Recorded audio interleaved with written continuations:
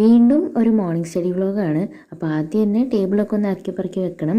ബാക്ക്ഗ്രൗണ്ടൊക്കെ കാണുന്നത് വേറൊരാളുടെ സ്റ്റഡി വ്ളോഗാണ്.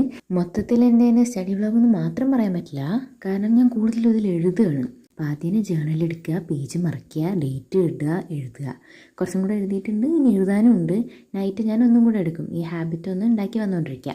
അപ്പോൾ അടുത്തത് വീണ്ടും എഴുതുകയാണ്, കാരണം ജോഗ്രഫിയിലെ നോട്ട് ഒരുപാട് എഴുതാണ്. ജോഗ്രഫി ഹിസ്റ്ററിയും ബാക്കിയുണ്ട്.